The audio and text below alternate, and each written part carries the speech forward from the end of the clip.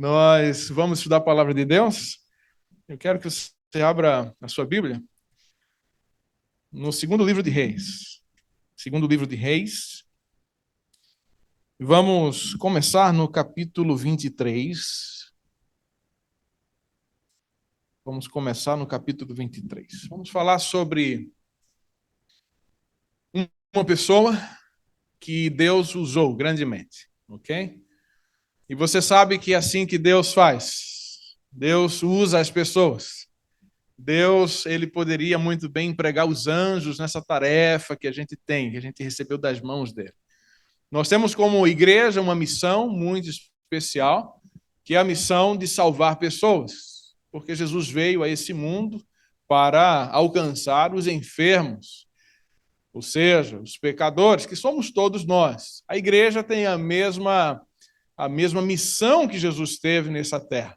Nós fomos enviados ao mundo por Deus para alcançar aqueles que necessitam receber o conhecimento de salvação e, mais uma vez falando, que somos todos nós. Então, nós que conhecemos, tivemos o privilégio de saber da nossa condição de pecadores e já reconhecemos essa condição. E buscamos em Deus essa solução para esse problema. Nós somos convidados por esse Deus a nos envolvermos no trabalho de salvar outras pessoas e sermos nós mesmos confirmados nessa salvação que Ele bondosamente e gratuitamente nos oferece. Então Deus, ele usa pessoas. O personagem de hoje é alguém que foi grandemente usado por Deus e num tempo muito difícil.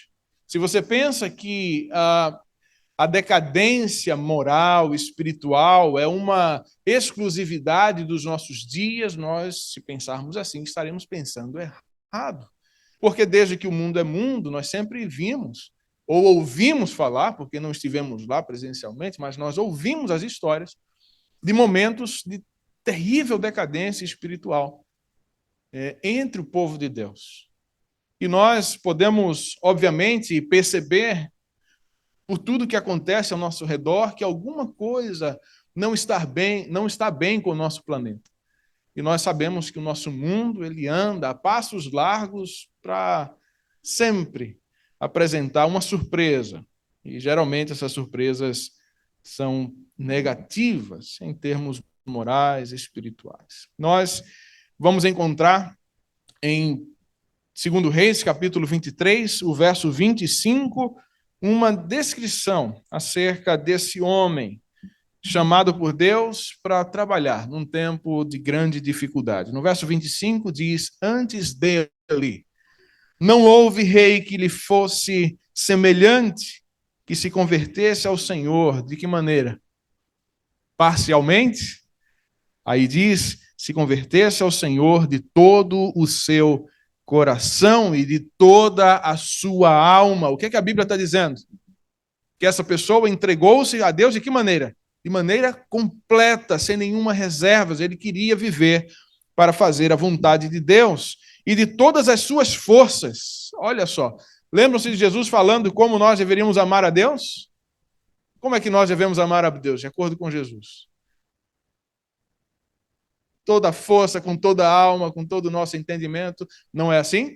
Então, essa era uma pessoa que, de fato, amava ao Senhor, segundo toda a lei de Moisés. E depois dele, nunca se levantou outro igual. De quem nós estamos falando? Alguém já conseguiu identificar? Josias. Nós sempre falamos de Davi, né, como aquele grande rei da nação de Israel. Mas aqui diz que antes não houve semelhante e depois também não se levantou nenhum outro igual. E por quê? Porque tinha como princípio viver para o Senhor. Josias viveu aí entre 648 e 609 e ele morreu ainda muito jovem, com 39 anos de idade. Quem aqui está nos 39? Eu estou chegando em dezembro, olha só, muita gente aqui. Inclusive o pessoal do Louvor, né, que fez um bom trabalho hoje. Todo mundo levantou a mão. Eu tenho 15 anos de diferença, sou 15 anos mais novo que meu irmão mais velho. Quando eu tinha 15, ele tinha 30, e eu olhava para aquele senhor de 30 anos de idade e eu sorria por dentro, né? Esse é um senhor. Hoje eu estou chegando já nos 39 e eu olho e digo, quão jovem era meu irmão e eu não percebia, não é verdade? Josias morreu ainda muito jovem numa batalha contra o rei Neco do Egito, mas nesses 39 anos ele deixou a sua marca. A gente viu aqui que Josias ele teve uma missão muito especial, que obviamente lhe demandou muita coisa e lhe custou a vida, literalmente, porque se ele não fosse o rei, provavelmente, talvez ele não estivesse naquela batalha, ou não estivesse naquela batalha na posição em que estava, mas ele cumpriu fielmente, assim como um bom desbravador, ele cumpriu fielmente com a parte que lhe correspondia. E isso é o que Deus deseja para todos nós. Quando é que nós encontramos uma igreja vibrante, uma igreja ativa, uma igreja feliz, uma igreja que cresce? Quando é que nós encontramos? É quando nós encontramos pessoas que amam ao Senhor da maneira como Josias amava e pessoas que entendem que são parte de um todo. E quando todo mundo faz a sua parte, o todo se torna vigoroso e forte. Algum tempo atrás eu estava privado de andar com um dos meus pés. Desde novembro do ano passado, que todos os dias eu sou lembrado que eu tenho um pé direito, porque todo dia ele dói. Eu me lembro dele. Mas eu estava privado, e obviamente tudo muda, não é verdade? Quando nós estamos privados de alguma parte, de algum membro do nosso corpo. Podemos adaptar, podemos conviver com a limitação, com a dificuldade, ter uma vida produtiva, mas sempre vai estar nos faltando alguma coisa. Assim é na igreja. Nós devemos entender que nós somos parte de um todo, somos membros uns dos outros, e cada um, cumprindo fielmente a parte que lhe corresponde, o inimaginável é possível. Porque Deus não conhece impossíveis. Nós sabemos o que é impossível para nós, mas para Deus não há impossíveis. Quem imaginaria de que aos 26 de agosto de 2023, nós teríamos um clube de desbravadores funcionando na nossa igreja? Não é verdade? Eu estava essa semana pensando, quem diria, algum tempo atrás, que nós teríamos um clube de desbravadores na nossa igreja? E hoje nós temos. E por quê?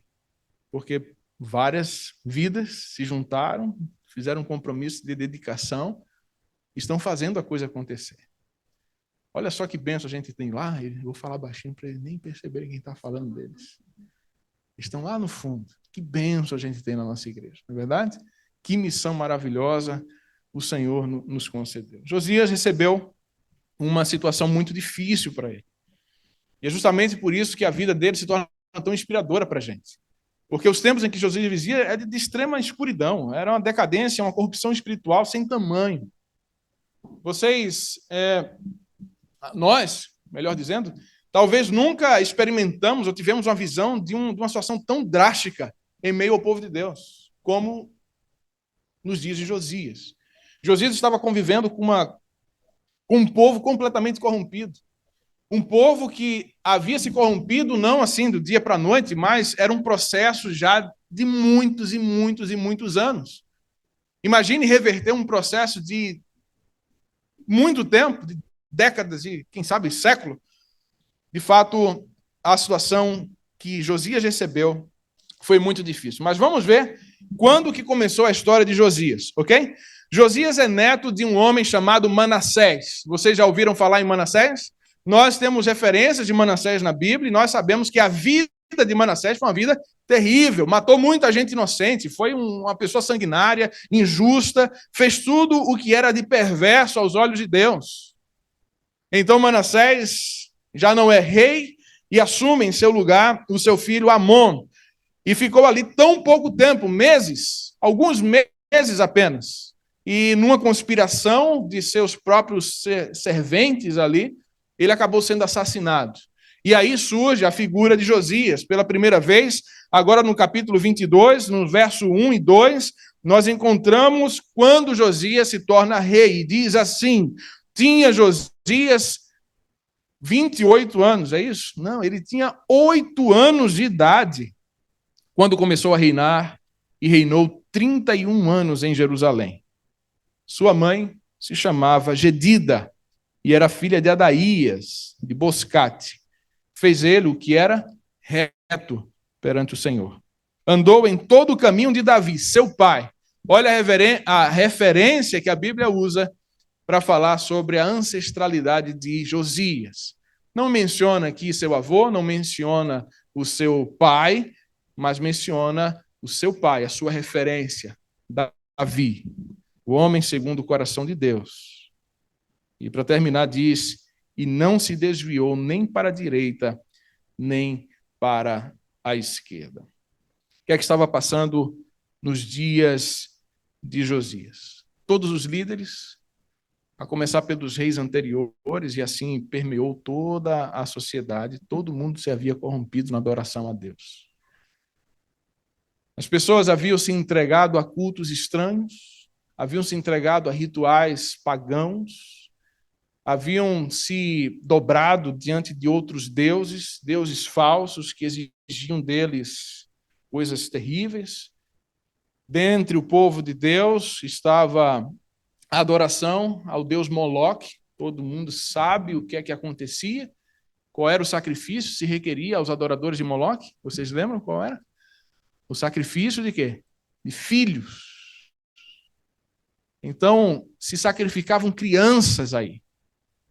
Imagine a que ponto chegou o povo de Deus para considerar isso normal, para considerar isso como algo comum e aceitável. Nós sabemos da influência e da importância do Templo de Jerusalém para a adoração do povo de Israel. Ali foi o lugar que Deus mandou construir para que o nome dele fosse exaltado, para que o nome dele se tornasse conhecido. Se nós fôssemos ao Templo de Jerusalém, nos dias de Josias, ao entrar no templo, nós veríamos ali muitos cavalos. Esses cavalos haviam sido dedicados à adoração do sol. Cavalos, carruagens. Nós iríamos encontrar recâmaras preparadas para os prostitutos cultuais, onde se praticavam orgias em adoração a esses deuses. Se nós fôssemos lá, nós encontraríamos postes ídolos, nós encontraríamos adoração ao sol, às estrelas e aos planetas. A criatura sendo adorada em lugar do Criador. Mas não era somente o templo de Jerusalém que estava abandonado e corrompido por tanta abominação. Se você passeasse aos arredores de Jerusalém, nas cidades vizinhas, nos altos você encontraria altares a deuses estranhos, você encontraria toda sorte de idolatria. Esse era o tempo em que vivia Josias. Quando a Bíblia menciona as origens de toda essa perversão, de toda essa corrupção, remonta ao tempo de Salomão, quando Salomão começou a levantar altares a outros deuses. Fala de seus antepassados, os reis de Israel, os líderes da nação, corrompidos e corrompendo o povo.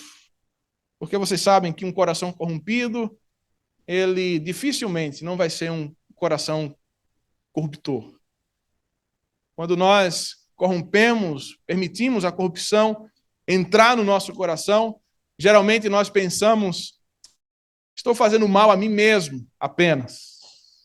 Mas não vai demorar até que as influências das nossas decisões comecem também a afetar outras pessoas. Era essa a situação do povo de Israel naqueles dias. Qual é a condição do cristianismo em nosso tempo? Nós poderíamos pensar nisso. Nós temos muitos desafios.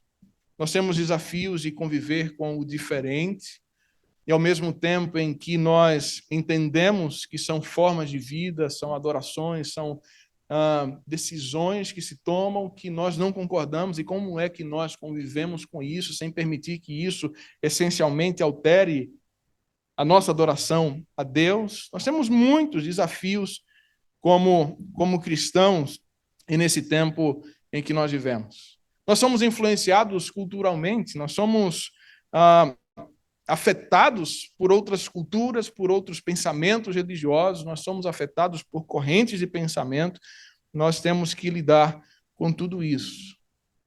Hoje em dia se pratica algo que nós chamamos de sincretismo, o sincretismo religioso, que é a mistura de religiões. Se você visitar a cidade de Salvador, você vai ver o sincretismo religioso ali, talvez de uma maneira dentro do cristianismo, né, aquilo que nós conhecemos melhor, você vai ver a ideia do sincretismo, religiões que se fundem, mesmo que não tenham essencialmente a mesma diretriz. As pessoas naquele tempo cederam a uma tentação que nós também passamos hoje. Nós hoje somos tentados todo o tempo de vermos a Deus como não sendo suficiente para resolver a nossa vida. As pessoas naquele tempo, eu me pergunto por que elas adoravam outros deuses? Por que se entregavam a esse tipo de adoração que a Bíblia dizia não vá nessa direção? E eu fico me perguntando. E a resposta que eu encontrei, uma das respostas, foi a de que era uma ideia de que Deus não era suficiente. Você entende isso? Deus, ele não é suficiente, então eu agrado também a outros deuses para que eu possa ter tudo aquilo que eu quero, tudo aquilo que eu desejo. Então, como Deus não vai me dar tudo o que eu quero, então eu vou lá e agrado outros deuses. Como Deus não vai me proteger todo o tempo, eu preciso também agradar outros deuses para tornar a minha vida mais segura. Essa é ou não é uma tentação para nós hoje? De olharmos para Deus e não vermos um ser que é todo e suficiente para nós, para nos proteger, para nos guiar, para nos dar aquilo que nós precisamos. E de alguma forma, talvez a gente não levante um ídolo, talvez a gente não tenha um outro Deus, mas de alguma forma nós nos tornamos Deus e nos colocamos no lugar dele, assumindo a direção da nossa vida, de acordo com os nossos pensamentos. É uma tentação. A idolatria é uma tentação para todos nós. Porque a idolatria não é simplesmente agachar-se diante de uma imagem construída, mas idolatria é colocar qualquer coisa ou qualquer pessoa no lugar de Deus. Quando Josias assumiu o reino, ele era apenas uma criança, 8 anos de idade. Eu creio que aqui a gente não tem nenhuma criança com 8 anos de idade, não é verdade? 8 anos de idade com a responsabilidade de ser rei. O que é que fez esse menino?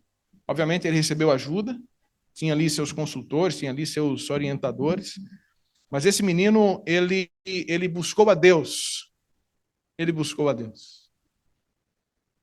O conhecimento de Deus, naquele tempo, se havia perdido há muito tempo.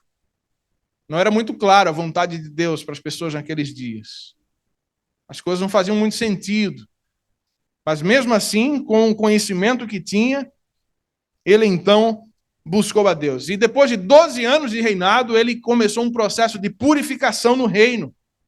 Ele percebia que as coisas não estavam de acordo com a vontade de Deus, e ele então começou esse processo de purificação. No 18º ano do reino, ele deu uma ordem muito especial. Olha, o templo do Senhor está abandonado, precisamos reformar esse templo. E nós encontramos aqui, nos versos 3 em diante, que diz, lá no 18º ano de seu reino, o rei Josias mandou o escrivão Safã, filho de Azalias, filho de Mesulão, à casa do Senhor, dizendo, sobe a Ilquias, o sumo sacerdote, para que conte o dinheiro que trouxe à casa do Senhor, o qual os guardas da porta ajuntaram do povo. Que deem nas mãos dos que dirigem a obra e tenha a seu cargo a casa do Senhor, para que paguem aqueles que fazem a obra que há na casa do Senhor, para repararem os estragos da casa, aos carpinteiros, aos edificadores, aos pedreiros, e comprem madeira e pedras lavradas para repararem os estragos da casa. Porém, não se pediu conta do dinheiro que se lhe entregara nas mãos, porquanto procediam com fidelidade. Ele então começa um processo de reforma física do templo, coloca pessoas com essa missão de construir, de reconstruir o templo, de reformar, mas ele não estava satisfeito apenas com a reforma das paredes do templo. Ele também queria mais, ele queria uma reforma espiritual. Então, nessa reforma do templo se encontrou um livro que há muito tempo havia sido perdido. Que livro era esse? O livro da lei. E então se levou ao rei e foi lido diante do rei. E agora o rei não Ele tinha um conhecimento mais profundo, mais vasto, acerca da vontade de Deus, qual era o querer do Senhor para o seu povo. E naquele momento que ele escuta que a vida do povo, agora ele tem a prova de que a vida do povo estava completamente fora da vontade de Deus, a reação que ele teve foi rasgar suas vestes e cair em humildade diante do Senhor para pedir misericórdia. A palavra de Deus foi encontrada. A palavra de Deus foi encontrada. As Bíblias em nossos dias estão disponíveis. Nós podemos encontrar Bíblias em uma infinidade de línguas. Nós temos Bíblias em diferentes versões. Nós temos Bíblias que têm auxílio de estudos. Temos referências para estudar a Bíblia e entender melhor. Mas a grande pergunta de hoje é: que papel tem a Bíblia na tua vida? Qual é a importância que a Bíblia tem recebido na tua vida? Nós sabemos que quando não há profecia, o que é que acontece com o povo? O que é que a Bíblia diz sobre isso? Quando não há profecia, o povo se corrompe. Quando a palavra de Deus não se manifesta, o que é que há no meio do povo? Corrupção. A palavra de Deus havia sido perdida e a corrupção estava por toda parte. Quando nós nos afastamos da palavra de Deus, o que é que acontece com a gente? Nós somos diferentes, somos super seres humanos que podemos viver sem o conhecimento da palavra do Senhor? Nós não somos. Eu tenho experimentado isso na minha própria vida.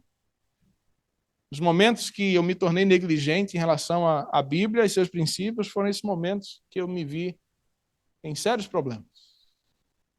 Problemas espirituais. Foi aqui que eu percebi o meu coração com algumas revoltas, quando eu fui me afastando da palavra do Senhor. Às vezes a gente tem algumas fases da vida que a gente não quer muito ouvir a palavra de Deus. Talvez aí comece o nosso processo de separação de Deus, de apostasia. Hoje nós vivemos numa cultura secular e que impõe o secularismo. Nós vivemos numa cultura individualista. E nós sabemos que a Bíblia fala de uma maneira bem diferente. A Bíblia fala de uma religião que não é baseada simplesmente em rituais, mas é uma religião que permeia a vida por completo. Sabe, uma religião, uma relação com Deus que afeta todos os tentáculos da nossa vida, todos os braços, todos os ramos, todas as áreas da nossa existência. Mas parece que a gente tem mantido algumas dessas áreas para o nosso uso particular e diz: Deus, aqui não toque. Nós vivemos num contexto de pluralismo religioso. E como eu disse, nós temos que conviver com essa pluralidade. E essa pluralidade, ela certamente vai nos afetar. De alguma maneira, ela vai nos afetar. Nós vivemos num tempo em que a tecnologia tem tomado lugar em tudo na nossa vida, né? Estava conversando ali com os jovens, e louvado seja Deus pelos jovens que a gente tem, tá? Estava ali na classe dos jovens na escola sabatina, e eles falando sobre esse tipo de atrapalho que existe dentro das famílias hoje em dia, não é verdade? Muita tela, muita tecnologia na hora errada, afastando pessoas ao invés de conectar, ao invés de ligar. Digo louvado seja Deus por nossos jovens, porque todas as vezes que eu sento para conversar com eles sobre temas da Bíblia, eu percebo sede neles. Eles têm vontade de conhecer a palavra de Deus. Saber o que é a palavra de Deus, qual é a vontade do Senhor. Nós vivemos num tempo de globalização, nós vivemos num tempo de novidades no campo religioso, nós vivemos num tempo em que muita gente aponta a ciência como inimiga da nossa fé. Engraçado que, ao mesmo tempo que alguns veem a ciência como aliada da fé, encontram nos mesmos dados, alguns encontram nos mesmos dados uma inimizade entre ciência e fé. E nós começamos a preencher assuntos da Bíblia com aquilo que o mundo hoje considera como sendo verdade, como sendo normal, como sendo aquilo que tem que ser aceito. Às vezes a palavra de Deus não dá nenhuma brechinha. O texto bíblico em si não dá nenhuma brecha para a gente acreditar em algumas coisas. Mas como todo mundo está dizendo que a gente tem que crer, a igreja vai sofrer essa influência, em algum momento vai ceder em alguns pontos. Pós-modernismo, hoje chamam até de pós-verdade, né? O tempo em que nós vivemos. Uma coisa certa é que quando a igreja, o povo de Deus se corrompe, é porque as influências de fora encontraram vazios no meio do povo. Não foi um processo assim forçado. A igreja deixou alguma brecha em algum ponto e aí os conceitos que são estranhos à Bíblia, eles entraram. OK? Assim passou na Idade Média e nós vemos os efeitos de tudo isso acontecendo hoje. Josias, ele tomou uma decisão dura. Ele ordenou que todos aqueles altares construídos a outros deuses fossem removidos do povo de Deus, do lugar onde se adorava o Senhor. Começou a reforma no templo, derrubou todos os altares, expulsou os prostitutos cultuais, já não havia espaço para eles ali, os cavalos foram removidos, os postes ídolos quebrados, e assim ele começou uma reforma que abrangeu toda a extensão do seu reino. Ele acabou com tudo isso, porque ele encontrou a palavra de Deus e via que aquele era um caminho de morte, que não era o melhor para o seu povo. Eu vou voltar na minha pergunta. Nós já conhecemos a história de Josias, sabemos a reforma que ele operou, e vou fazer algumas considerações.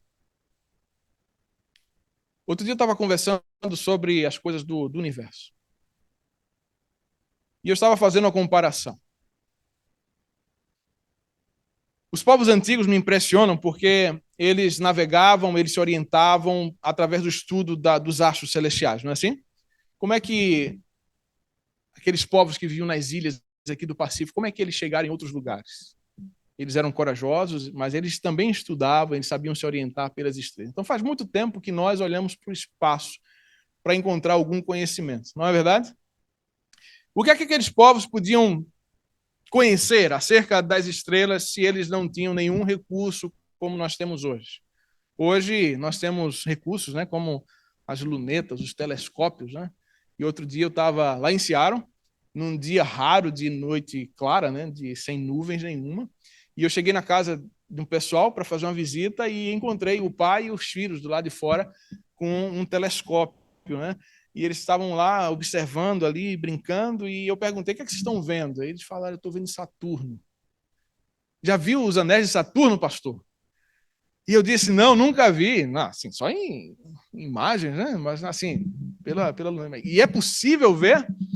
E ele disse: olha, só um pouquinho, deixa eu ajustar aqui. Ele começou lá a ajustar, e quando eu olhei ali naquela luneta, né, que eu vi os anéis de Saturno, aquela bola com aqueles anéis ao redor.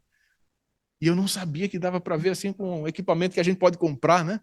E eu fiquei impressionado com aquilo. Eu disse: cara, você fez o meu dia aqui, eu estou feliz demais por isso. Eu pensava que nunca ia conseguir ver isso com os meus olhinhos, né? Que a terra há de comer.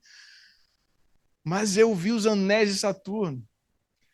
Eu não sei muita coisa sobre os astros, sobre o universo. Eu não conheço muita coisa. Mas eu fico pensando, aquelas pessoas lá atrás que estudavam os astros, imagina se tivesse esse tipo de recurso.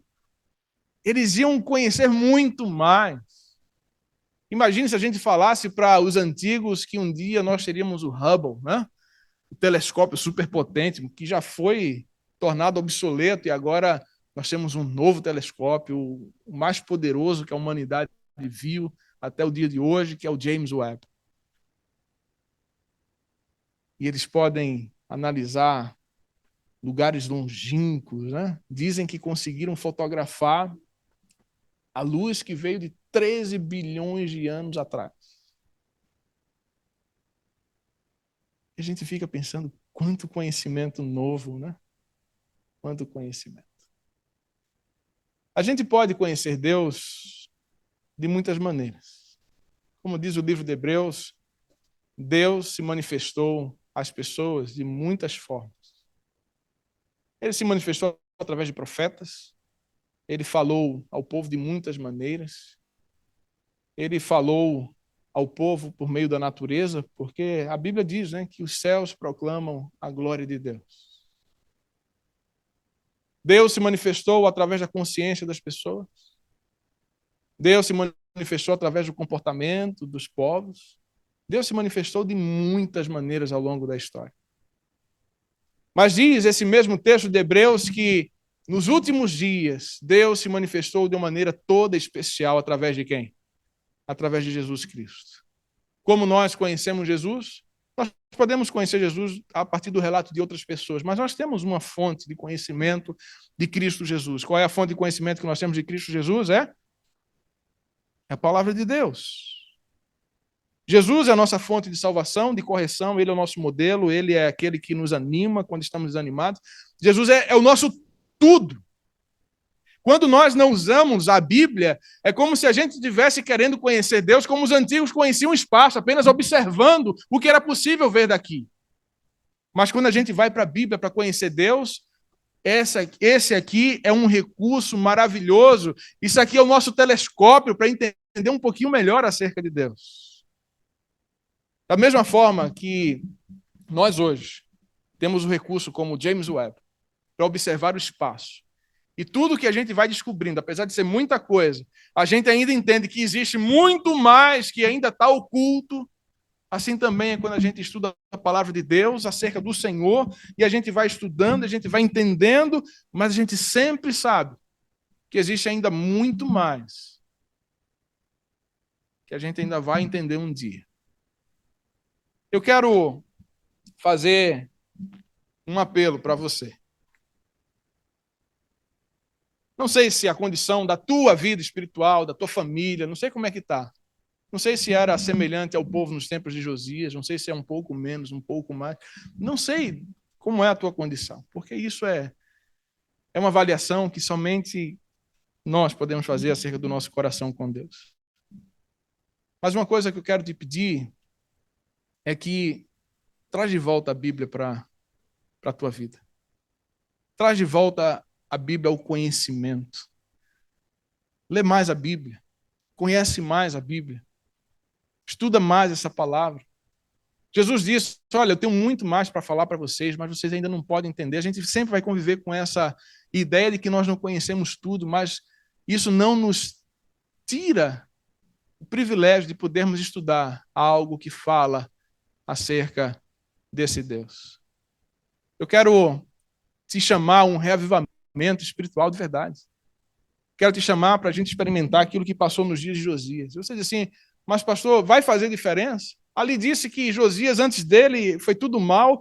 O filho dele que assume já começa a fazer as coisas mais outra vez. Mas uma coisa é certa, o nome de Josias ficou marcado, registrado na história do povo de Deus, como um homem temente ao Senhor, que cumpriu a sua parte. Não importa o que o outro vai fazer, não importa o que o outro vai pensar, não importa o que o outro vai decidir, o que importa é a decisão que eu tomo, aquilo que eu faço com as oportunidades que Deus me deu. É isso o que de fato importa. Porque a nossa vida, assim como a de Josias, a nossa vida também está sendo registrada em livros. Vocês lembram disso? Nossa vida também está sendo registrada em livros. O que vai ficar marcado na nossa história? Esse aqui foi alguém que amou o Senhor com toda a sua força, com todo o seu entendimento, de todo o seu coração. Ou foi alguém que praticou o que era mal perante o Senhor, porque foi negligente com a sua palavra. Deus quer vida e prosperidade para a nossa igreja. Nós vamos começar a reforma do nosso prédio lá, né? A gente vai precisar da ajuda de todo mundo para poder realizar essa obra. Mas uma coisa é certa, nós podemos ter paredes cobertas de ouro ali, mas se o nosso coração não for como o coração de Josias, nós não poderemos cumprir tudo aquilo que Deus tem preparado para nós. Eu quero uma igreja que cumpra a sua parte. Quero uma igreja que faça diferença nessa vida. Quero uma igreja que aquilo que tiver ao seu alcance, aquilo que tiver na sua influência, que Ele transforme as coisas ao seu redor. Transforme as nossas vidas, que aqui seja um lugar, um ambiente que a gente possa experimentar essa transformação, essa ajuda mútua. Eu sou bom numa coisa que você não é e você é bom em coisas que eu não sou. Você é forte numa coisa que eu sou fraco. E assim a gente ajuda, o teu exemplo me ajuda, o meu exemplo te ajuda. E é isso que a gente precisa ter. Pessoas com o coração reformado, pessoas com o coração cheio da palavra de Deus. E a gente vai ver muitos milagres ocorrendo através das mãos desses discípulos aqui. Eu confio em vocês, porque eu sei que com vocês está alguém que não pode errar, alguém que não falha e alguém que não mente, que é o nosso Deus. Se Ele disse, vem viver comigo, Ele vai te dar condições para isso. Não tem medo de tomar a decisão que precisa ser tomada. Deus vai te dar condição de cumprir aquilo que Ele te chama a fazer. Que Deus te abençoe grandemente. Eu peço a Deus que Ele encha, em primeiro lugar, o meu coração. Porque a reforma começa em mim. A reforma começa em mim. Vamos orar ao nosso Deus? Pai querido, uma verdadeira reforma só pode ocorrer quando corações se unem. Assim nós vimos na Tua palavra um pouco da história de Josias, do povo do seu tempo. Ele iniciou uma reforma, mas só foi possível porque outros corações fiéis se uniram ao coração dele. Só foi possível porque houve pessoas que financiaram a reforma do santuário, do templo, porque houve pessoas que se comprometeram em trabalhar para ti, Pai. Hoje nós, depois de tanto tempo, depois de tantos anos, nós estamos aqui dispostos a ver os efeitos dessa reforma espiritual em nossa própria vida. Nós sabemos que a reforma começa em nós, mas como é bom termos corações no mesmo propósito ao nosso redor. Por isso nós te agradecemos pela existência da tua igreja. Aqui milagres vão acontecer, aqui milagres têm acontecido. E nós sabemos que o Senhor vai continuar operando através de nós. Que o Senhor purifique o nosso coração, que o nosso coração seja somente teu, Pai. É o que nós te pedimos em nome de Jesus. Amém. Amém.